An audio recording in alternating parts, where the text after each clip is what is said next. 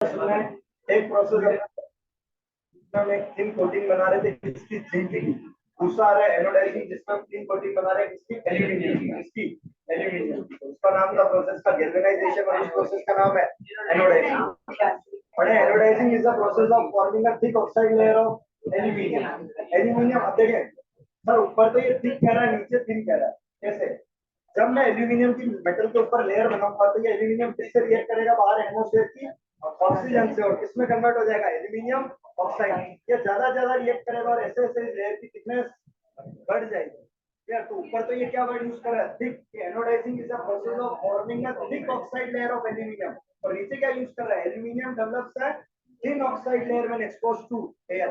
यानी कि जब तुम एल्यूमिनियम की कवरिंग करोगे तो ऑक्साइड की लेयर बनेगी वो पतली, लेकिन धीरे धीरे वो और रिएक्ट करते करते उस लेयर को कैसा कर देगा? थिक कर देगा। किसकी लेयर बनी? Aluminium. Anodizing is the process of forming a aluminum develops a thin oxide layer when exposed to air. This aluminum oxide coat makes it resistant to further corrosion. अगर किसी मेटल के ऊपर aluminium oxide की zinc की layer बना रहे हैं तो प्रोसेस का नाम गैल्वेनाइजेशन, और अगर कोटिंग एल्यूमिनियम ऑक्साइड की कर रहे हैं तो प्रोसेस का नाम एनोडाइजिंग। इससे प्रिवेंट करेगी कोरोजन से। अभी कोरोजन पढ़ के आ रहे हैं इसलिए जो भी अभी यहाँ बता रहा हूँ। It is also one of the method of prevention from corrosion. The resistance can be improved by further making the oxide layer thicker. अगर तुम्हें और रेजिस्टेंस इंप्रूव करना हो तो उस ऑक्साइड लेयर को और क्या करो? थिक करो, उसकी थिकनेस बढ़ाते चलो। तुम्हारा रेजिस्टेंस का जनरल मीनिंग होता है किसी चीज को अपोज करना, क्या ना, किसी चीज को अपोज करना।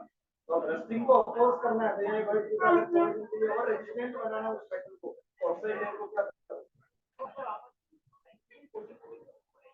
एल्यूमिनियम की कोटिंग ऑक्साइड की कोटिंग और कहेंगे तो एल्यूमिनियम की ऑक्साइड की थिकनेस बढ़ती जाएगी, एल्यूमिनियम ऑक्साइड उसकी लेयर ठीक हो जाएगी। अरे कोई दिक्कत? ठीक है। अब इसमें देखो ये वापस वही इलेक्ट्रोलाइसिस का प्रोसेस दे रहा है कि एनोडाइजिंग करे कैसे।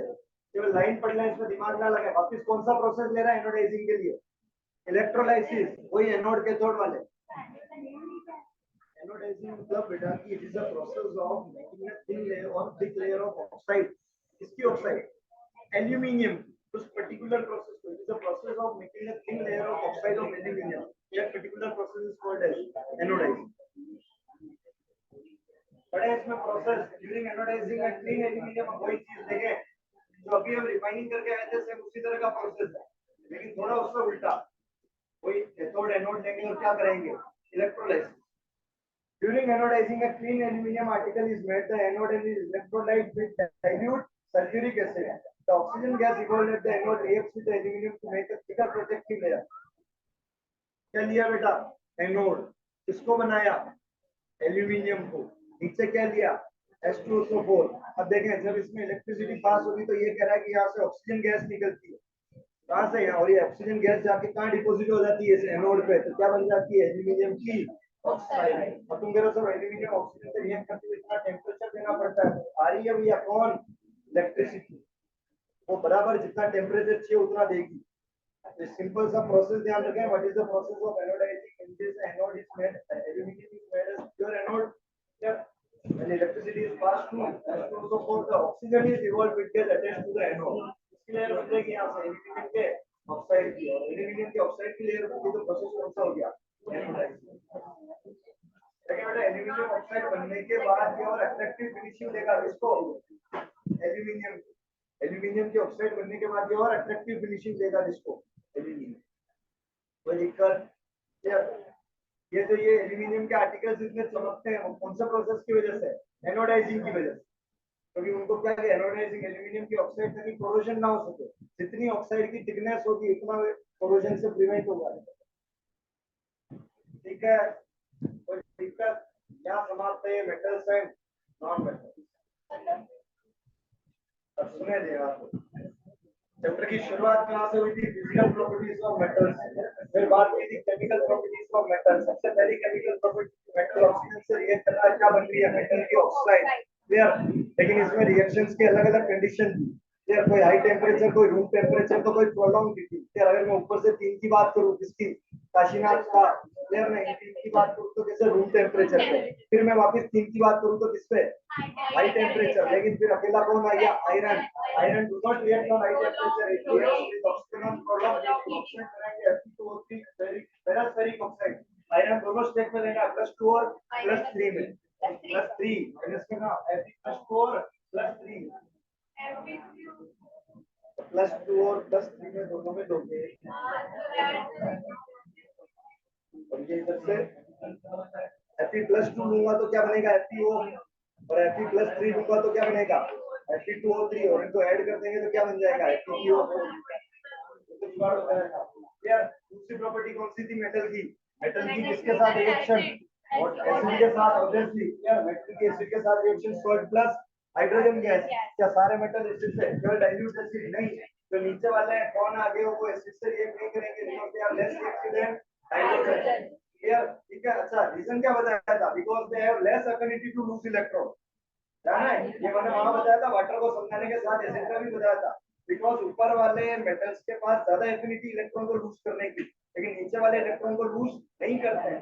ये जो रिएक्टिविटी सीरीज बनी है किस बेसिस पे बनी है, tendency to lose electron, the metals that have higher tendency to lose electron are higher reactive and goes at the top of the reactivity series, but the metals that have lower tendency to lose electron are less reactive and goes at the bottom of the reactivity. फिर एक और metal की reaction I थी किसके साथ, water के साथ, बना था मेटल की हाइड्रोक्साइड प्लस हाइड्रोजन गैस या फिर मेटल की ऑक्साइड प्लस हाइड्रोजन गैस, शुरू के तीन में मेटल की हाइड्रोक्साइड बनाने की, बाकी क्या बनाओगे मेटल की ऑक्साइड, वाटर में अगर मैं शुरू के तीन लेता हूँ तो किससे रिएक्ट करेंगे कोल्ड वाटर से, फिर दो अगले दो किससे हॉट वाटर से, सॉरी एक हॉट वाटर से, फिर अगला एक और किससे स्टीम से, हाँ सॉरी दूसरा अगले दो वापस किससे स्टीम से, लेकिन आयरन स्टीम से भी रिएक्ट नहीं करेगा, reacts with the water when steam is passed over red hot iron, red hot iron से जब स्टीम पास करेंगे ऑक्साइड कौन सी बनाओगे वही Fe3O4, साथ में गैस कौन सी निकलेगी हाइड्रोजन, सारी रिएक्शंस को क्या करनी है लेट्स करनी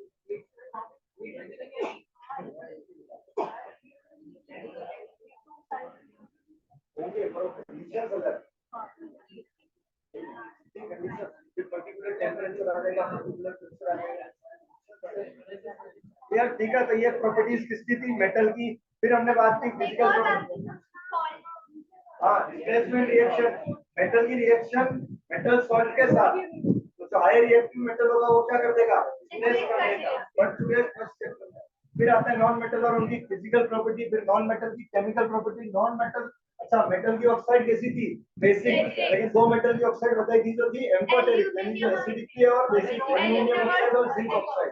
फिर नॉन मेटल की बात करें, नॉन मेटल ऑक्सीजन से रिएक्ट करके क्या बनाता है नॉन मेटल की ऑक्साइड, नॉन मेटल की ऑक्साइड का नेचर एसिडिक, C+O2 या CO2 बनी थी, CO2 को पानी में डालो तो कार्बोनिक एसिड बनाया है, सल्फर प्लस ऑक्सीजन SO2 या फिर SO3, अगर SO2 को पानी में डालो तो एसिड बनाना है H2SO3, और अगर SO3 को पानी में डालो तो एसिड बनाना है H2SO4, एक है सल्फ्यूरस एसिड और दूसरा है सल्फ्यूरिक एसिड, तो SO2 यूज कर रहे हो तो एसिड 3 वाला बनाना सल्फ्यूरस, SO3 यूज कर रहे हो तो एसिड 4 वाला बनाना सल्फ्यूरिक। एक और कराई थी फास्फोरस की ऑक्साइड बनती है P2O5, फास्फोरस की पेंटा ऑक्साइड, और अगर मैं इसको पानी में डालता हूं तो एसिड कौन सा बनता है फास्फोरिक एसिड, यानी जो नॉन मेटल की ऑक्साइड है का नेचर कैसा है एसिडिक, कैसा नेचर है। मुझे एक चीज बताओ, क्या सारी मेटल की ऑक्साइड पानी में सोल्यूबल थी क्या, नहीं, most of the metal oxides are insoluble, लेकिन उसको सोल्यूबल कराया था, जैसे मैग्नीशियम को कराया था, सोडियम को कराया था, पोटेशियम को कराया था, सोल्यूबल ऑक्साइड नेचर कैसा कर देगी एल्केलाइन, अगर मैं उस पर ऐड लिटमस डालता हूं तो वो किसको कन्वर्ट हो जाएगा, यार नॉन मेटल वाटर के साथ रिएक्ट करता है नहीं करता है, do not have tendency to lose electron, क्या इसके अलावा ये और किससे एसिड के साथ भी रिएक्ट नहीं करता, do not have tendency to lose electron, तो वो जो H प्लस दे रहा है एसिड उसको इलेक्ट्रॉन मिलेगा तभी तो हाइड्रोजन गैस बन के बाहर निकलेगा, नॉन मेटल तो सड़े और के इलेक्ट्रॉन देते ही, तो वो H प्लस को इलेक्ट्रॉन ही नहीं मिलेगा तो रिएक्शन ही नहीं होगी और हाइड्रोजन गैस बाहर नहीं निकलेगी, कोई दिक्कत इसमें। एक चीज और सुनना, जो हाईली रिएक्टिव मेटल थे उसको केरोसिन में रख देते, दो रीजन है बेटा, मुझे एक चीज बताओ, जब मेटल ऑक्सीजन से रिएक्ट कर रहा था तब तो केवल मेटल की ऑक्साइड बन रही थी, लेकिन मेटल जब पानी, अगर सोडियम मान के चलना हाई रिएक्टिव, सोडियम की ऑक्साइड बन गई Na2, लेकिन जब इसने पानी से रिएक्ट किया तो क्या हाइड्रोजन गैस भी साथ में निकली, अब यहाँ पे रिएक्शन इतनी वायलेंट होती है कि वो जो हीट प्रोड्यूस होती है, हाइड्रोजन एक इन्फ्लेमेबल गैस है, यानी कि ये फ्यूल की तरह काम आ सकती है, ये आग पकड़ लेती है, तो वहां से जो हीट निकलती है, तो पानी में आग लगने का रीजन क्या है? क्योंकि मेटल ने पानी के साथ रिएक्ट किया, हाइड्रोक्साइड बना के साथ में बाई प्रोडक्ट क्या बना रहा है? Hydrogen gas. और इस सोडियम की रिएक्शन इतनी एक्सोथर्मिक है कि वो जो हीट निकलती है, वो हाइड्रोजन गैस उस हीट की प्रेजेंस में क्या कैच कर लेती है? फायर कैच कर लेती है। लेकिन मेटल की ऑक्साइड में फायर नहीं हो रही थी, क्यों? ऑक्सीजन ऑक्साइड बन रही है, बाई प्रोडक्ट क्या नहीं बन रहा है? तो पानी में आग लगने का रीजन ये है। कहाँ रखते हैं इसको? केरोसिन में या पैराफिन? फिर हमने देखे मेटल्स और नॉन मेटल्स के इंटरेक्शन, जिसमें हमने देखा एनी बॉन्ड का फॉर्मेशन, कॉन्फ़िगरेशन दिखेंगे दोनों की, देगा तो दोनों इलेक्ट्रॉन साथ में देगा, बाकी नहीं देगा। या जैसे Mg को दे रहे हैं, उसके बाद प्लस 2 दे रहे हैं, देगा तो दोनों को साथ में देगा, तो 2 क्लोरीन को आना पड़ेगा। अच्छा, अगर मैग्नीशियम के सामने ऑक्सीजन आ जाता, क्या एक ही ऑक्सीजन से काम हो जाता? हाँ, क्योंकि वो दोनों इलेक्ट्रॉन को अकेले लेने के लिए तैयार है। क्लोरीन कहती है केवल एक इलेक्ट्रॉन लूंगी, एक और लो, ऑक्सीजन कहता आने दो, दोनों को संभाल लेंगे। MgO क्या बन गया? फिर इसके बाद हमने क्या पढ़ी? मेटलर्जी। मेटलर्जी का मतलब मेटल का एक्सट्रैक्शन और उसकी रिफाइनिंग। लो रिएक्टिविटी वालों के लिए अलग, मिडिल रिएक्टिविटी वालों के लिए, तो हाई रिएक्टिविटी वालों के लिए अलग। क्लियर? वहाँ एक प्रोसेस का ध्यान रखना, अगर मैं ZnO में C डाल रहा हूँ तो ये रिडक्शन है, अगर मैं ये एल्यूमिनियम यूज कर रहा हूँ तो ये भी क्या है? रिडक्शन है। एल्यूमिनियम उस ऑक्सीजन को खींच के ले जाएगा और केवल कौन बच जाएगा? जिंक। तो ये रिडक्शन हो रहा है, तो रिडक्शन कार्बन के साथ भी कर सकते हैं और एल्यूमिनियम के साथ भी कर सकते हैं, कोई दिक्कत? परमिट प्रोसेस पढ़ाया था एल्यूमिनियम रिएक्शन के साथ, ठीक है। इस तरह से मेटल का एक्सट्रैक्शन करने के बाद फिर हमने मेनली जो है रिएक्टिव मेटल थे, इनका एक्सट्रैक्शन कैसे किया था? इलेक्ट्रोलाइटिक रिडक्शन से। किससे? इलेक्ट्रोलाइटिक। अच्छा, कोई वर्ड बता सकता है कि क्या ये इलेक्ट्रोलाइटिक रिडक्शन तो क्या है?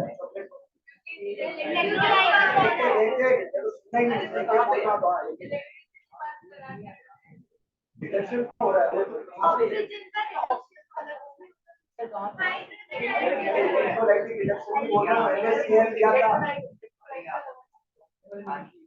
कौन सा टॉपिक की बात है? इलेक्ट्रॉन गेन कर रहा है, क्या कर रहा है बेटा? ये कंसेप्ट 11th में उड़ाया जाता है। अगर किसी मेटल ने किसी भी इलेक्ट्रॉन गेन कर लिया किसी भी स्पीशीज में, तो उसका क्या हो जाता है? रिडक्शन। तो यहाँ पे बेटा इलेक्ट्रॉन गेन ही तो कर रहा था वो। अरे इलेक्ट्रोलाइटिक में इधर क्या लिया था बेटा? एनोड, और इधर क्या लिया था? कैथोड।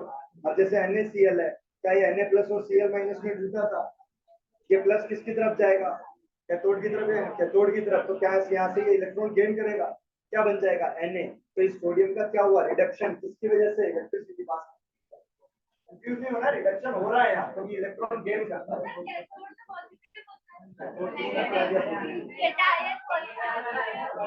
ठीक है, कोई दिक्कत? फिर ये सब देखने के बाद हमने देखी इलेक्ट्रोलाइटिक रिफाइनिंग, फिर हमने बात ये अलग चीज है।